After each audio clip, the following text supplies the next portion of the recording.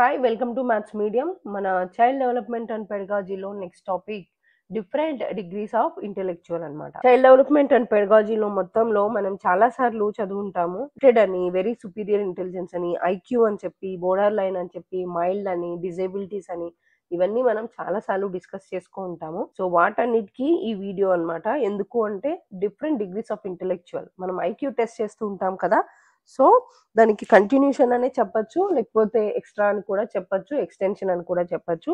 Different degrees of intellectual మనకు తెలుసు. Not two people are alike, either twins అవ్వచ్చు, normal people అవ్వచ్చు. సో ఒక్కొక్కరికి ఒక్కొక్క ఐక్యూ అనేది ఉంటుంది.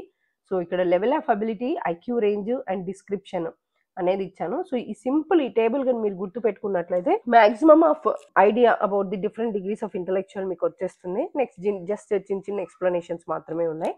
So let start levels of ability. So IQ ఫార్ములాని కామెంట్ సెక్షన్ లో తెలియచేయండి ప్లీజ్. మనం ఐక్యూ ఫార్ములాని క్యాలిక్యులేట్ చేసినప్పుడు ఒక చైల్డ్ కి బిలో 35 రేంజ్ వస్తే ఇంటెలెక్చువల్లీ డిజేబుల్డ్ అంటారు. అంటే severe, profound, significant learning difficulties require constant supervision and care. అంటే వాళ్ళకి సూపర్విజన్ ఉండాలి, ఒక కేర్ అనేది ఎప్పుడు ఉండాలి. సో వాళ్ళు ఇంటెలెక్చువల్లీ డిజేబుల్డ్ అనమాట. Next moderate intellectual disabilities 35 to 49 ఉంటే వీళ్ళు మోడరేట్ గా డిజేబుల్ అవుతారు intellectually. Can learn basic self care and simple task under supervision. అంటే బేసిక్ కేర్ ఉంటుంది కానీ ఇక్కడ ఎవరైతే సివియర్ అండ్ ప్రొఫౌండ్ ఉన్నారో వాళ్ళకంటే కొంచెం బెటర్ అనమాట. మైల్డ్ ఇంటెలెక్చువల్ అబిలిటీ, మైల్డ్ అంటే తెలుసు కదా కొంచెం అనమాట. 50 to 69 వాళ్ళ range. Can achieve limited academic skills with specific education support.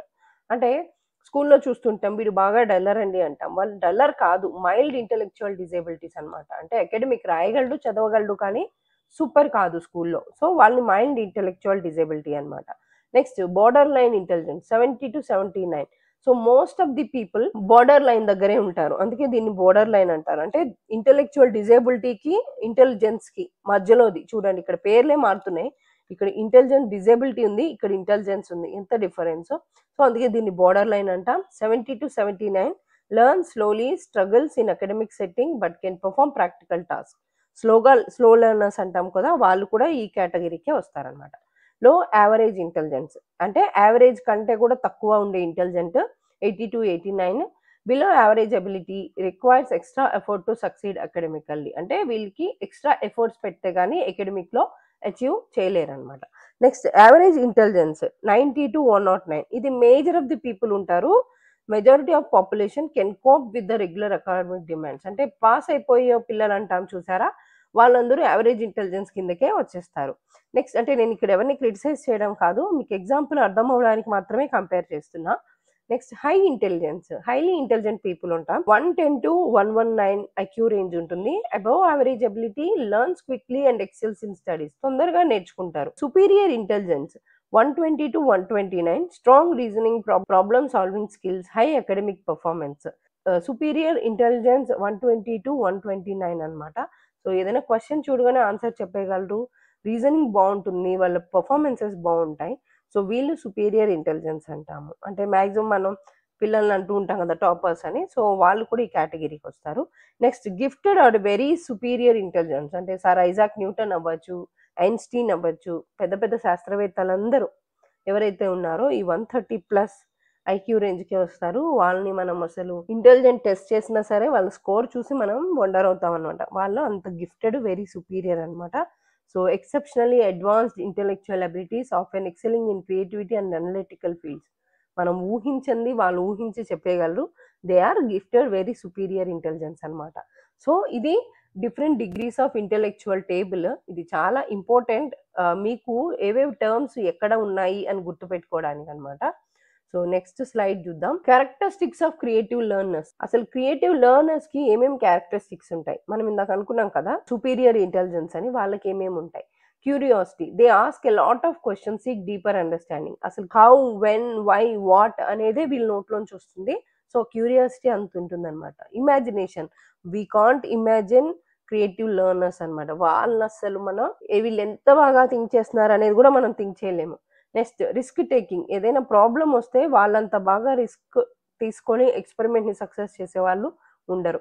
Next problem solving skills, class లో వీళ్ళే ఫస్ట్ ఉంటారు, రీజనింగ్ చేయడానికైనా సరే, ఏదైనా ప్రాబ్లం ఇస్తే ఛాలెంజ్ చేయడానికైనా సరే. Flexibility, they adapt easily new situations and think in multiple ways. అసలు ఒక క్వశ్చన్ ఫర్ ఎగ్జాంపుల్ 1+2=3 అనేది మనం అందరం చెప్తాము. 3 వచ్చేదానికి ఏమేమి ఆన్సర్స్ ఉన్నాయంటే వాళ్ళు ఇస్తారు 100 ఆన్సర్స్ అనమాట. So they are creative learners. Next independence, అసలు వాళ్ళు కాపీయింగ్ అనేది వీళ్ళకి తెలియదు. ఐడియాస్ అవ్వచ్చు, వర్క్ అవ్వచ్చు, కాన్సెప్ట్స్ అవ్వచ్చు, ఇండిపెండెన్స్ థింకింగ్ అనేది వీళ్ళకి ఉంటుంది.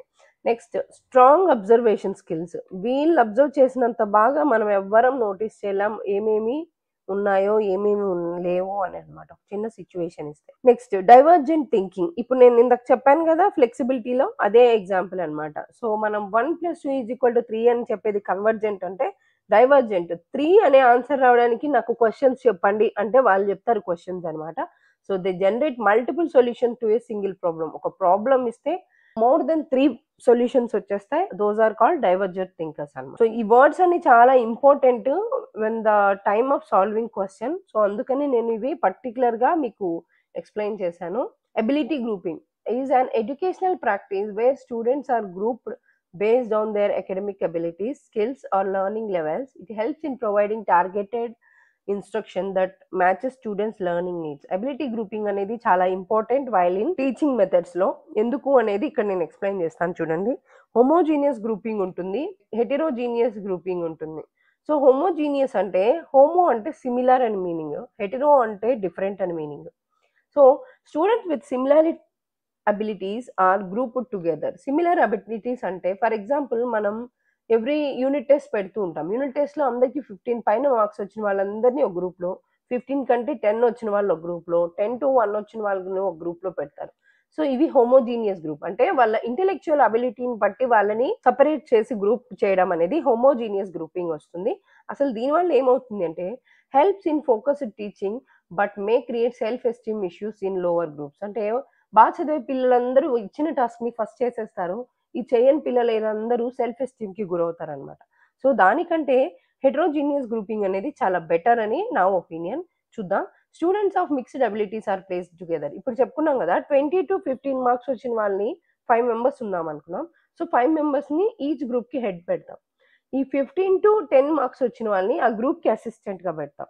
సో అలాగా మనం ఒక్కొక్క గ్రూప్ లో బాగా చదివే పిల్లవాడు కంటే తక్కువ మార్క్స్, వాళ్ళకంటే తక్కువ మార్క్స్, అసలు చదవని వాడు, బాగా చదివేవాడు, డల్లర్, పూర్, ఇలా ఉంటారు కదా ఐక్యూలో. సో వాళ్ళందరినీ అంటే డిఫరెంట్ ఐక్యూ పీపుల్ అందరిని ఒక గ్రూపింగ్ చేశామంటే, సో క్రియేటివ్ పిల్లవాడు చెప్పేది వీళ్ళందరూ నేర్చుకుంటారు, వీళ్ళ పర్స్పెక్టివ్ చెప్తారు, దే కెన్ ఎక్స్ప్లెయిన్. అంటే ఇక్కడ పీర్ అసెస్మెంట్ అవుతుంది, సెల్ఫ్ రిఫ్లెక్టివ్ అవుతారు, సెల్ఫ్ ఎస్టీమ్ ఉండదు, they can also think to create new things అనమాట. సో అది హెటరోజీనియస్ గ్రూపింగ్ అనేది చాలా important and best in teaching method అని నా opinion. So encourages peer learning, cooperation and social development. ఇక్కడ సోషల్ డెవలప్మెంట్ అవుతుంది, కోఆపరేషన్ ఉంటుంది, పీర్ లెర్నింగ్ ఇప్పుడు చెప్పాను కదా, సెల్ఫ్ అసెస్మెంట్ కూడా వాళ్ళకి అవుతుంది, సెల్ఫ్ ఎస్టీమ్స్ ఉండవు. So they can be easily engage with creative people and normal people, borderline people అనమాట. So they can feel safe and healthy relationship among the children ఉంటున్నాయి. So ఇదండి మన creative learners గురించి and ability grouping గురించి. ఇది just చిన్న quick video, కానీ చాలా ఇంపార్టెంట్ పాయింట్స్ అనేది ఎక్స్ప్లెయిన్ చేశాను. చిన్న క్వశ్చన్ కి ఆన్సర్ చేయండి. ఐక్యూ ఫార్ములా అనేది కామెంట్ సెక్షన్ లో తెలియచేయండి.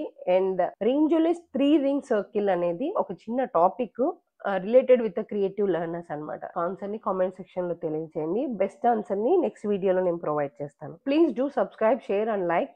Comment for those 2 questions. Thank you so much.